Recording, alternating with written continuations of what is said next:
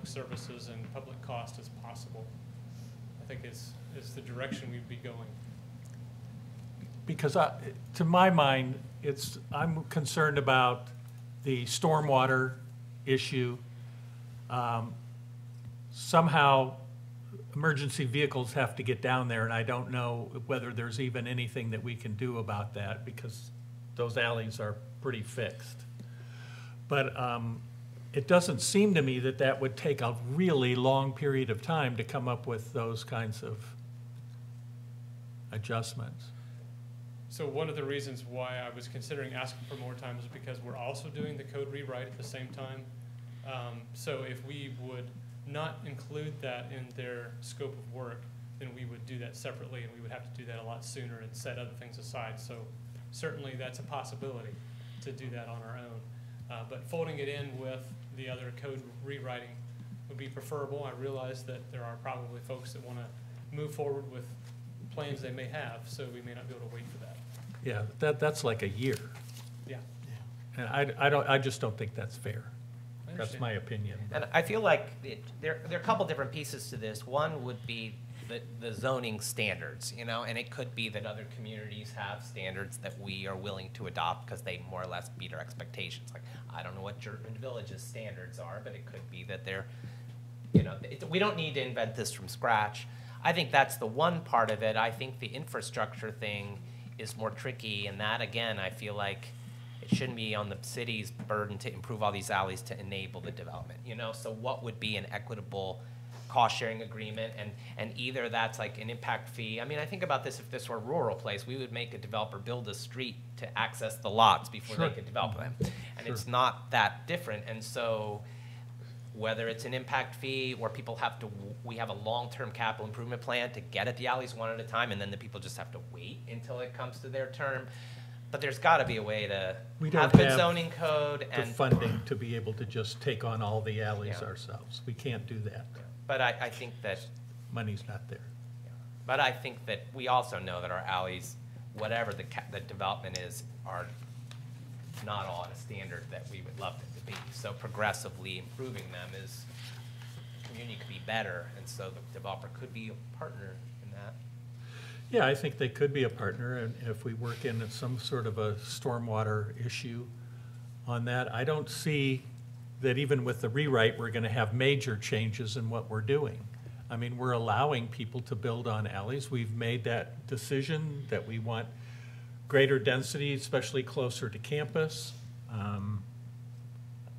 like some of the product that they've built too. I think they've done some of those houses job. behind houses, I think sounds like, I mean, we didn't lose the bungalow in the front. We got another bungalow in the back. Like, I personally feel like it was a great solution to a you know, and coming back to the density, there's a variety of goals. One is the walkability. You know, we're trying to optimize the use of our urban land, and I think to me, there wasn't a lot of list on the pros, and some of that stuff was done well. Yeah. So we just need to identify what are the specific things that we want them to fix in the code.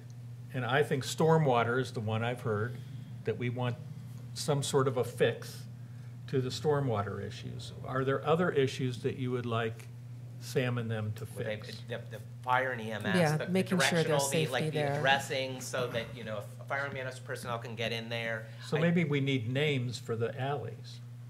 Yeah, and Or at numbering. least some type of signage that indicates where the numbers are. Mm-hmm. I think the utility stuff is, like, I know if I were the fire department, getting equipment into these alleys, I mean, they've always been there, and there could always be a fire on the alley, but I think we need to anticipate what firefighting in an alley looks like more now than we would before. I think we can figure out the details. I was mostly looking for kind of some feedback on willingness to basically allow you know, the development to continue. Yeah, I think we want, my reading, and please correct me if I'm reading you wrong, is that we want to continue it. We just want to be able to fix some of the issues before more are built, such as stormwater, and maybe naming the alleys so that fire and emergency can know exactly where something is. Some kind of a location or identity solution. Yes. Yeah. So that's what we'd like you to work on, and try and get the moratorium over with as quickly as soon as possible. Well, the When- moratorium ends in a month. Yeah. I So understand we Right. have They might want to extend it. consider extending it for Yeah. 3 months or something to give us a chance to, I mean, we heard stormwater emergency access as far as numbering goes. I'm concerned about the deterioration of the alleys at the edges because they weren't meant for a lot of traffic, and I don't know how to address that. You know, it would be silly to put a curb in on just one portion of the alley where this new development is occurring. And Am I mistaken though, but where does this development actually reduce the vehicular pressure on the alleys? I mean, what are the alleys currently being used for? But parking lots for the house in front. In my walk in the alleys, that's where the cars are being stacked up on top of each other. Those lots that have been developed are no longer, I mean, they may still have parking, but well, I guess the parking also contributes. If you think about the alley by Princess Theater, when that was developed, we repaved that alley. This And one? if you look at it now, yeah, if you look at it now, it's deteriorated primarily because students are parking in Dudley's parking lot and driving off the alley. I think And we so- could have design standards. Yeah. Like, remember when we had that for Journey and we just told them to put stones to prevent people from parking on their lawns? Like, I think there could be Yeah. bollards or Yeah, I feel- landscaping I- materials, like we could solve the parking I problem. feel like we could address a lot of these things as design issues, so I don't know if eventually, maybe this becomes a conditional use. in I the new just code. think that these could be done in a couple of months, not 3 months. I mean, Because maybe now we you're make talking us- about extending it that's 4 months from now. I think that's too long. Well, I mean, you know, yeah, it's up to you.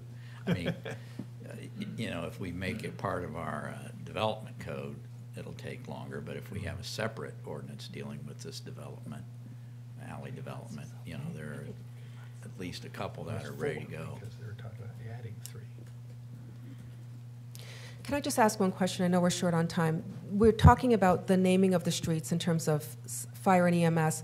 Was there any concern about physically being able to access Yes. units? I mean, Yes. that's a huge issue to me. It's one thing to find it, it's another thing to actually be able to, once you found it, get there and access it. Yeah, currently our equipment that we currently have cannot access some of these places.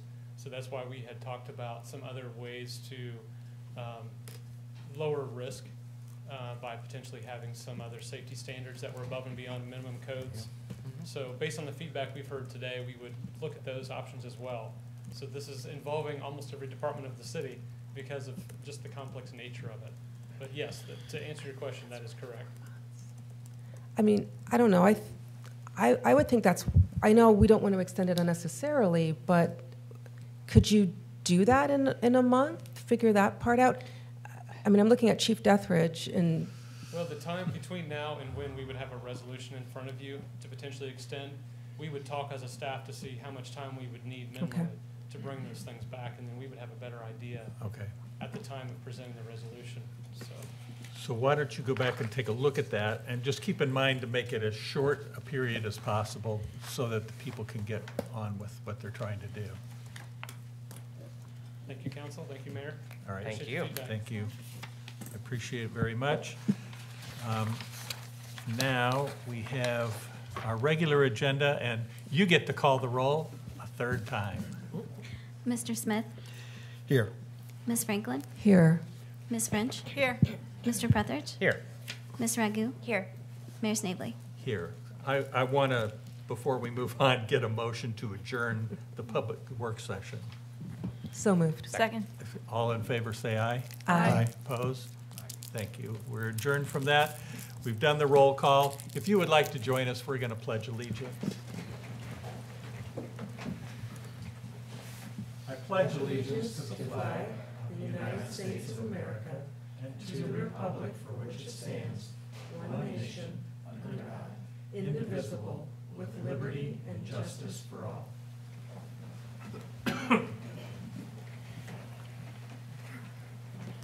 Okay, can I have a motion to approve tonight's agenda? So moved. second. It's been moved and seconded. All those in favor say aye. Aye. Opposed? Agenda is approved. Now we have a proclamation. whereas Oxford has always embraced the many cultures and peoples that make our country so diverse, and Latinx Latina Americans are one of the fastest growing groups in the country. And whereas, as a result of their determination, intelligence, hard work, and perseverance, Latinx Latina Americans have contributed immensely to the growth of our country, helping to shape the character and future of this state. And whereas the cultural, educational, and political influences of Latinx Latina Americans can be seen and appreciated in all aspects of our life, from farm workers' struggles for housing and equal wages, to incredible and gifted artists, vibrant businesses, music, and community festivals.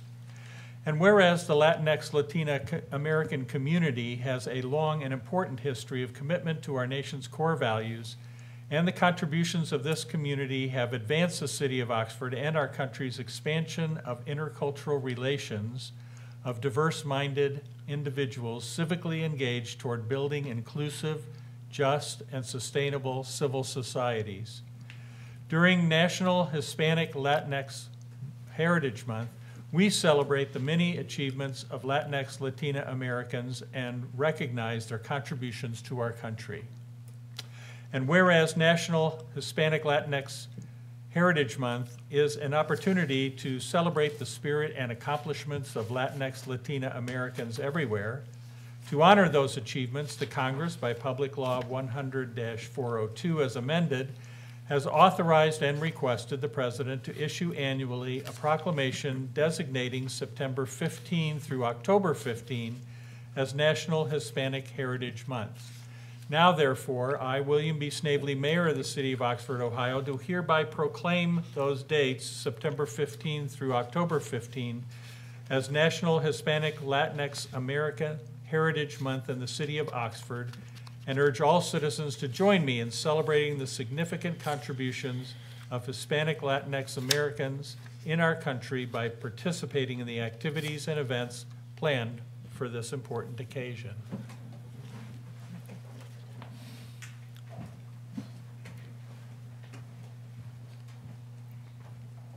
We have to have a picture. No, we have a backdrop. The corner. Out there. Well.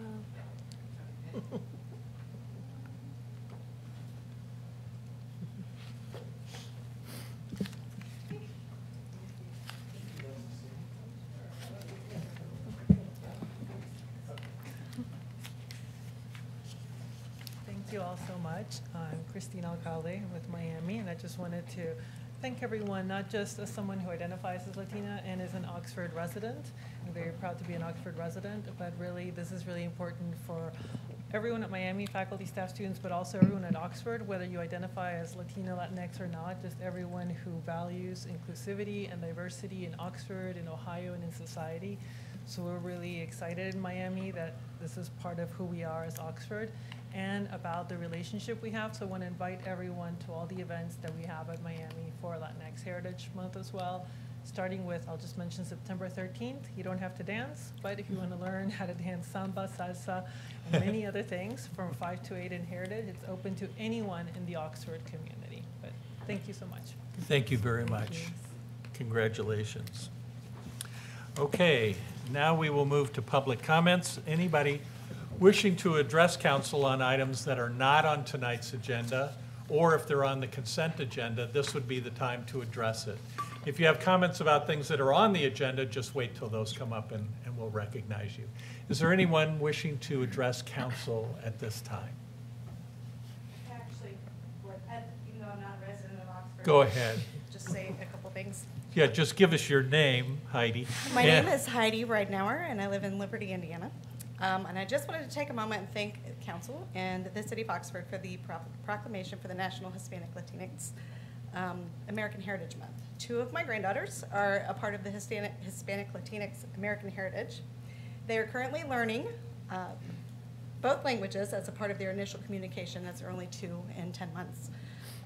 My husband and I have been learning more of the heritage as well, and believe bringing both of our families and traditions together is important for the development of our granddaughters and the dynamics of our family. So I just want to say thank you. We're excited to learn a lot of this. They have a lot of really great cultures, and it's exciting to learn more and more about and just embracing everything that's become a part of my family now. That's awesome.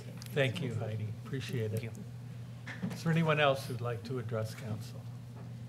Okay, thank you very much. We appreciate it. We will move to the consent agenda then. Can I have a motion to approve it? So moved. Second. It's been moved and seconded. Are there any items to be removed? Seeing none, all those in favor of approving it indicate by saying aye. Aye. Opposed? Okay, the consent agenda is approved, and we'll move to resolutions. You can read the first one. A resolution accepting the bid and authorizing the city manager to enter into a contract with Miller Cable Company for the installation of new traffic control signals at the intersection of Oxford Riley Road and Dana Drive at a total cost not to exceed $124,300. Is there a motion to adopt So this moved. great, this great resolution? Okay, is there a second? Second. Thank you. It's been moved and seconded. Welcome. Hello, I'm Scott Otto, city engineer. Here to talk about the resolution for the new traffic signal planned at Dana and Oxford Riley Road. With the OACH construction on phase 4, there's also some supplemental funding to do some safety improvements there. And we looked at some different options, either adding some additional curbing or a pedestrian island or different things we could do. Talked to our contractor on the trail, and it didn't seem like it would be very easy to construct under traffic, and their cost was very high, a lot higher than we expected. We looked at some other signal options there. One thing we looked at was a pedestrian hybrid beacon, but that's not really recommended at a intersection there. So our next option was a full traffic signal, which would be a traditional red and green signal. What we have there now is just a flashing yellow and flashing red. So we had a consultant prepare design plans for a traditional signal to go there, and advertise the project to receive bids for construction. We received 3 bids, one of which was a really good price on it, so we'd like to move forward with that contractor. Okay. So I'd be happy to answer any other questions you have. Thank you very much, Scott. Is there anyone from the public who would like to address this?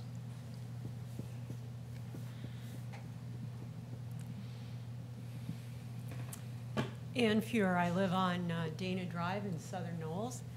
I would like YIMBY to begin to be used frequently in the public discourse. Yes, in my backyard. I live on Dana Drive in Southern Knolls, and I frequently go through the intersection that is being discussed. Most of the time in my car, but every once in a while my dog and I walk from Southern Knolls to Western Knolls, and so we are pedestrians at that intersection. And so I think this is a great idea. I support the development of the Oates Trail, and I congratulate the city on having gotten this far through phase 4. Phase 4, the part of it that I can see there along Oxford Riley Road looks great. And to the extent that this will facilitate safety and use of that phase of the trail, that's really important to me. The 4-way stop at Stillwell Beckett and Oxford Riley Road was catalyzed by a traffic fatality, so I think it's really important to act proactively to try to avoid that kind of situation. I don't have to tell you, I see it, we see it all the time, how many students walk and bike that part of the trail out to the middle school. So it's youth who may or may not be as savvy who are traveling in that way. I know the second half of the completion of the Oates Trail, phases 5 through 8, is going to be a challenge. I know there have been challenges all along, and there are going to be continuing challenges. Phase 5 is going to literally be adjacent to our backyard. And we attended the public presentation of the development and expressed some of our, particularly my spouse, some security concerns about the development of Phase 5. And the city staff was they gave a reasonable response to our questions. So I really applaud that. I personally see the tremendous value of the recreational function of the trail and know that Oxford as a destination for tourists is an important part of economic development in the future, so that to the extent that a perimeter trail will facilitate that, I think it's a good idea. I understand there's been some opposition to later phases of the trail in other sectors of the city, and I would encourage property owners in those areas of the city who have resisted that development to think in a community-minded way, think about the data that we were given by city staff around the lack of decrease in property values and the lack of security issues with that development, and really think about not only self-interest. I'm a homeowner, so I get it, but this is about the community and about fears that I think are based in large part on some stigma around social class divides that really disgust me. So I would like YIMBY to be used more frequently. Councilor Bracken often at our OSH meetings talks about turning NIMBY into YIMBY, and I would like to encourage members of the public to think about the benefits. So thank you for this work. Thank you very much. We appreciate it. Is there anyone else who'd like to address this from the public? Okay. I would like to make a comment because I live on that street. And I actually asked for comments to the neighbors in Western Knolls. And like our last speaker, they were pretty ecstatic about it and think that it will be a really good addition. There are a lot of times, like when there's a parade of school buses and parents who have picked children up or taking them in, where you just really can't get out of Dana Drive.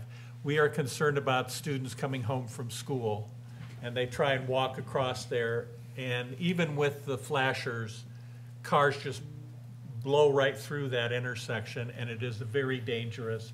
And so we're very happy to see it. Even though it will take me more time to wait for that thing to turn, I'm willing to do that, and happily so. I just think it's a great improvement for our community, and I'm thankful that the issue up at Stillwell Beckett changed the criteria somewhat so that this meets the criteria now. So I think it's a positive on all counts. Yeah, and if I could just add on to that, the way the process worked was, I think, ultimately really good. Like, I think we on council said, like, this is a problem we'd like to fix. And we had ideas of how it fixed, but none of us are engineers, and so we did the thing that's within our power, which is we budgeted some money for it, you know, or we worked with the city manager to budget some money. And ultimately, I think, like, again, I had some ideas of what might work, but leaving it to staff to evaluate the pros and cons, the cost and benefits, and ultimately, I think this is the best of the different scenarios we talked about. You know, I'm presuming there'd be some kind of pedestrian actuator so they could push the button so that as kids are walking to school can get the full red. We'll have to think about the turning on red issues. I don't know how that, but anyway, and here that we can budget, it costs money, but I think what we would say if we had not done it and something could happen at that intersection. We've been really lucky at that intersection with the speeds. I think the 80% speed is probably really high through there. So I also want to comment, I don't want to give away anything, but I know that staff is looking at this holistically too, in terms of looking at speed limits along that corridor. So I think I'm super happy because I think that roadway is going to evolve in a way that's going to tone down. It's going to be a little bit less of a highway and a little bit more of a street. I think that's going to be good for everybody who lives along there. So thanks to staff for budgeting, the design, And I can't, so the timeline on construction, do you anticipate, Scott? We gave the contractor a completion date of March 7th. Okay. A lot of the equipment has a long lead time on it. So Okay. we have to, once it's, their contract signed, we have to give them time to have all the contract, or all the equipment ready. Okay. Thank you, Scott. So the kids will have to be careful between now and then. They do. They're used Yeah, to they're trying used to to it, be yeah. careful. It's really a dangerous intersection. Yeah. I just have one question for Scott. Sure. So when we put the new traffic signals up, the flashing beacons that are there now, will we be able to reuse those somewhere else in the future? That would be up to, we could arrange that with the contractor. Okay. Whether we can salvage that and use somewhere else or not. It will be all new signals. Sure. That will go up there, so we would just have to arrange to have those salvaged. All right. Thank you. Any other questions or comments? You ready to vote? All those in favor indicate by saying aye. Aye. Aye. Opposed? Resolution is adopted. And we'll move to the second resolution. A resolution establishing the amounts and rates as determined by the Budget Commission of Butler County, Ohio, and authorizing the necessary tax levies and certifying them to the county auditor. Okay, is there a motion? So moved. Second. It's been moved and seconded. Heidi, welcome back. Good evening, Mayor and Councilors. This resolution is the annual resolution accepting the amounts and rates for property tax as provided by the Butler County Auditor. This year's resolution for 2025 collection represents a 25% increase in property tax to the general fund. It also represents a 7.2% increase to the Oates levy. This increase is due to development in Oxford, as the 3.25 mils levy initially was fixed at the property value at the time the levy was passed. So last year we budgeted 1.440 million, and this year it's 1.8 million to the general fund and 1,045,000 to the Oates Trail, and this year it's 1,120,000. Okay, thank you very much. Is there anyone from the public who would like to address this resolution? Okay, thank you very much. Councilors, have any comments or questions? Okay, all those in favor indicate by saying aye. Aye. Opposed?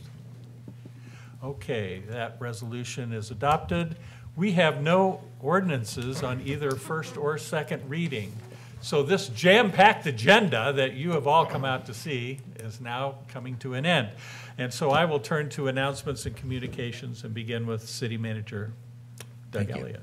Well, I just have a few things, but I wanted to share with you, I attended a wild event last night at the Aquatic Center. It was Doggy Days, and I want to thank Casey and his staff for the wonderful event. My dog really appreciated it. She also appreciated the treats that one veterinarian clinic had provided. In fact, she overdid that. All the treats. So, but it was a great event. I think Casey shared with me there were over 80 dogs there, and it was pretty wild. I found out I needed to sit down so I didn't get knocked down. And then this one dog decided it was going to shake itself right where I was sitting. Of and course I they realized did, yes. that wasn't the place to sit, but a wonderful event. So thank you, Casey. A couple of other items. I did share with council that we were going to investigate the police deer calling program, and I shared with you this evening that the rough cost is about $28,000, not including field dressing, the deer taken. So due to this additional cost, I'm not in favor of this program. And I also agree with JJ and the fact that it raises additional concerns of risk, negative reaction, and additional burden borne by the police. So we'll stick with the proposal to divide each location into 3 hunting periods, and I think that'll make a difference, but we'll see. So I wanted to share that with you. I did mention that I would get back to you once I got those costs. The last thing that I want to share with you is that the treasurer's report for the issue 2 levy has been filed. This is the proposed 2.6 mil fire EMS levy for 10 years. The PAC then will be called Make Oxford Safe, and once a checking account is established, then folks can donate to that if they so desire. and we'll be able to make some expenditures from that. So more coming on that. I did want to share just a few things about the property tax levy, the 2.6 mil fire EMS property tax levy. The big question is why? And of course, as you know, we have an urgent need for additional staff. We want to retain our existing staff. If you'll remember, we had 9 staff. We lost 5 of those 9 because they went to other departments that didn't have as many runs per firefighter as we do. And so we want to retain those staff and then add some additional staff over this 10-year period. The other thing is that we want to eliminate the deficit spending that we have in our fire EMS fund. For the last 3 years, we ran a deficit in that fund, and we estimate a deficit for this year, so we can't continue to do that. Then we also need to think about funding capital equipment replacement. For example, we have an aerial ladder truck that will soon be 20 years old, and to replace that, it's $2.3 million. So this 2.6 fire EMS levy includes adding additional staff and some equipment replacement. And of course, as you know, it's coupled with our agreement with Miami University, where they'll be providing $1.2 million to the fire EMS fund. So a very important levy. As I shared with you before, we plan to, the mayor, fire chief, and I plan to go to different organizations and present the information to the public. We're going to be doing that in October. And it looks like you want to ask me a question. Go ahead.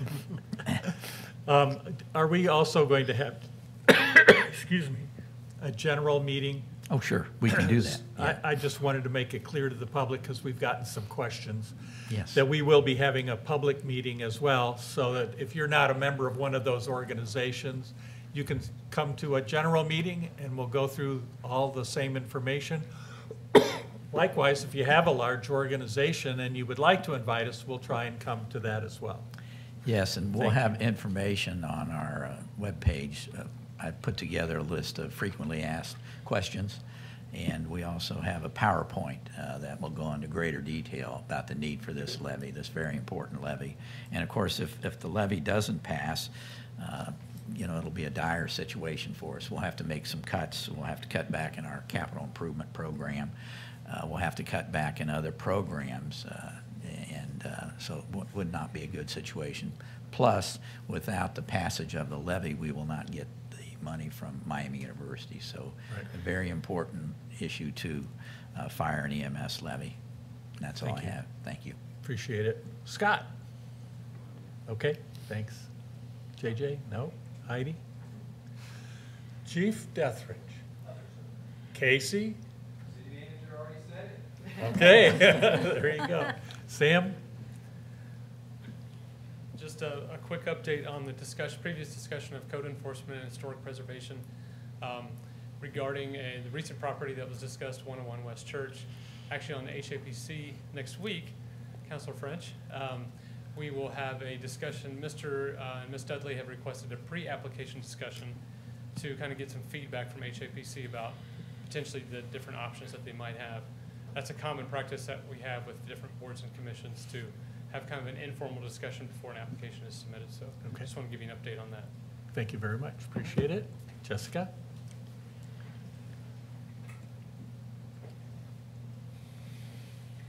Now that summer is officially over, I want to extend a huge thank you to the small army of staff that has helped with Red Brick Fridays and all of our summer events. And this includes the city manager's team, the streets department, the police, the fire, just everyone on staff who makes this event possible. But also the ROTC volunteers, a group of people who come up and help set up and tear down, to Miami Activities and Programming and Enjoy Oxford, who help assist with event planning and funding. That's a huge contribution, and we're looking forward to continuing events this fall. In other news, I want to say just a heads up on the Northwest Trail segment planning. We will be having a public meeting about various routes in October, likely at the Talawanda Middle School, and so those dates will be published very soon. And then those fire and EMS levy FAQs will be published early next week. They're in the final phases of being drafted. So, thank you. Thank you. Heather? Nothing, thank you. Ben. Nothing tonight, thank you. Ben, Yeah. congratulations. Thank Ben's you. a new father. Just want to put that out there, and we're very happy for you, and you seem very awake. Yes. So we're very proud of you for that. Thank you. Good Very much job. appreciate it. Okay. Michael? Couple things tonight. I've been the council representative to the Township Land Use Revision Plan, and we're wrapping up the plan. So sometime in October, we have a public meeting plan for people to come and review. That'll get published soon. You'll hear about it. Probably be at the middle school. We'll invite everybody to come and see the plan. Okay. I also wanted to bring up the fact that OSH, Oxford Area Solutions for Housing, is doing a book reading over the next month. They have 3 different books you can choose from, and you get a free book out of this, and we will ask you for an hour of your time to come and discuss the book that you have chosen and read. I'll be leading one of the discussion groups in October, I think the 9th, so you can go to the website and sign up to come to my group if you'd like, or another one. Thank you, Mike. Alex? I would echo Jessica's thank you to the massive amount of staff it takes to keep Oxford busy over the summer. People think that there's not a lot going on when that's 100% the opposite. There's stuff going on every week, tons of it. So if you didn't make it to an event this summer, strongly encourage you to keep an eye out for next summer. But just because summer's over doesn't mean the fun stops. We have the last UC Miami game will be at Miami University at Yager Stadium on September 14th, so that should be super fun. We also have Oktoberfest and Hikeathon are taking place on September 21st, so stay tuned for some very fun events headed into the fall season. I want to kind of continue the trail hype that we've seen throughout the meeting today. I am getting ready to run a half marathon this weekend, and so I've been on the trails a lot. And you see buddies, like you get little cohorts of friends who I see all of the time, people who will stop and ask, what are you training for? What are you doing? So I just can't, I wish the trail was closer. I would love to say Yimby because I wish it was in my backyard. So just the trail is such a massive asset to our community. And it keeps, as a runner, it keeps me off the roads, which keeps me safer. And, I can't say enough about how much I value that. And then also thank you to our police and fire EMS services. It was the first week of class last week for Miami, and we get a weekly report that we can see all the list of incidents that have happened and the massive and noticeable increase from previous weeks to this week did not go unnoticed by at least this member of council. So thank you all. I know it's a lot, and students, just make good choices. And that's all. Thank you. Okay, thank you very much. Chantel? I have a couple of things. I feel very proud of the proclamation. What Heidi said, I thought that was really beautiful about your blended family. And that I always say that you can't hate someone who you love, and that people just need to explore and date other cultures, and we would have a lot less hate. But it's really exciting to be a part of a community where I don't think the proclamation is lip service, and that we are trying our hardest to make it as welcoming as possible, and it's really beautiful. And then I also feel that I am perfect is the enemy of the good, and I'm just going to email what I have on the legislation about the tenant stuff, so I can stop obsessing over it. So I will do that when I get home tonight. There are some parts on the civil ticket that are missing, but it's for the most part done. So I'm going to do that so that I know that it's going to take time to do what we need to do. Thank you very much. Appreciate it. A few brief things. I was excited to see the Child Care Forgivable Loan Program published. That's something we've talked about on council, and thank you, staff, for putting that together. Yes, the CIC, Seth, and everyone, all the staff who were involved in that. So I hope we can get, yes, fingers crossed, good child care in this community, additional good child care in this community. 2 more days to submit your harvest haiku. We'll be looking through all of the applicants and proposals in next week for our PACO meeting. I want to say how much I appreciate someone we lost in our community last week. Marilyn Elsie passed away last week, Tuesday. She had a long battle with cancer. She was such a bright light in this community. I took a dance class with her. She opened up her backyard to me when I was running for council, and I spoke to members of the community that I had never met before because of Marilyn and her good friend, Margaret Beckwith. So just keep her and her family in your hearts at this time. She was really an important part of the Oxford community. And then along with the trail, I have a friend in the community. His name's Abraham. He owns some property that allowed us to have the trail right behind Gardenia Drive. It's a field that he was farming, and he partnered with the community and said yes in my field to allow the trail to go there. And so we're all enjoying it, but it takes members of the community who are willing to partner with the city and to see a vision for the city beyond just their family or just their space, which is important and sacred. I understand that, but recognizing that none of us are going to be here forever, and we want things to exist and last beyond us that other people can enjoy. And so I'm hoping that there will be more people who are willing to say yes when we talk about the trail and other good things that we want for Oxford. That's all. Thank you, Amber. So I want also, Marilyn Elsey was, it's hard to overestimate the impact that a person can have if they just don't waste a single second of their lives, living purposefully every single second. So the three things I wanted to mention, and I just want to try to tie them together because there are things that we do that cost. We did the new things. We want to do new things that stretch us, and it's hard because we can attach a dollar value to the cost, but sometimes they pay dividends. And I know that to do the Uptown Streets and Eats, very costly in time in terms of the traffic, clearing the cars and everything. But my God, what an event it was last Friday. It was just wow, what a town. Town and gown students and people helping paint the mural and kids biking down the street. And it was just it paid dividends. They're harder to measure, the dividends, but they were really, really great. I want to say with the fire and EMS, we're talking about potentially paying more in taxes, and we can add a dollar figure to what that is.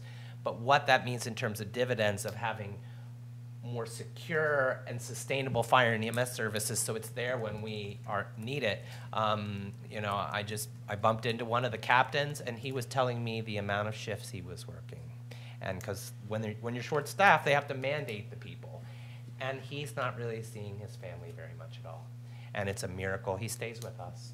And so if we don't want to lose all of our good people, it's an investment in a few $100s a year to know that we do not have an imploding fire department because we have to do something or it's going to cost us. It's going to cost us if we don't make that investment.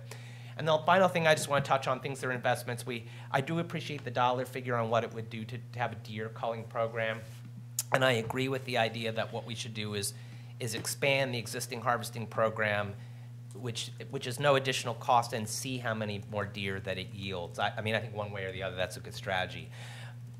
But I think if we start to tally the costs of our deer overpopulation, it's a number that dwarfs $28,000 if we think about the car accidents and if we think about the damage to trees planted. I think I'm 100% let's give this a chance this year, but I think let's not put a pin in it and have the end of the conversation. I think we should talk in 2025, and if it requires budgeting for something in winter of 25, 26, we should be prepared to do it. If we don't, because I don't know what the science is on what our herd should be, but our herd has got to be 10 times what it is. And I could put a dollar figure on the trees I have to replace, and so anyway, I know that $28,000 sounds like a lot of money, and it is in our budget. But if you totaled up the costs of deer overpopulation in our community, it's probably in excess of that. But that's sometimes we have to make that investment to get that return on the investment for the community. So thank you. Yes. My son-in-law found out the cost of hitting a deer, and it was not cheap. And I'm just thankful that they were okay. There are three things I wanted to comment on. One is I wanted to add to my colleagues' kudos about all of the Red Brick Fridays. And so this one, I had my nephew and his wife, and they live in a college town that when the students are there, it's about 25,000, and when they're gone, it's about 8,000. Sound familiar? she was in awe of what we were able to do and the community spirit. She took pictures, she sent it back to the people in her college town and said, you need to be doing things like this. And I credited our city staff for being creative and active and doing things that the community really will embrace. And so you deserve a lot of credit. Thank you. We really appreciate it. On the levy, what people need to realize, first of all, is I don't think there's a member of council here who wanted to raise anybody's taxes. Didn't want to do it. But as Dave pointed out, it's for our own safety and our own security that we do this. The other thing is that the university is partnering with us. So if they had not been partnering with us, it would probably be a 5.2 mil levy. So please understand, that's the deep depth of the hole that we're in, that it would be at 5.2 mil levy. But for the efforts of council and our city staff to say, come on, Miami, let's partner in this, and you need to be paying your fair share, and I think that they are. It's needed, and we'll be having more to say about that in the weeks to come. Issue 2, vote yes. Anyway, the last thing is I just wanted to also pay respect to Marilyn Elsie. Not only was she a fabulous contributor to our community and an active member of our community, like pretty much every day, she was a fabulous teacher at Talawanda. And she was well known for being the toughest teacher at Talawanda, and her students loved her for it. She was hard as nails, but she wanted you to know how to compose and how to write and how to be a good critical consumer of information. And she lived her life in that space. And we talked with her, I think, a week before she passed, and never a complaint.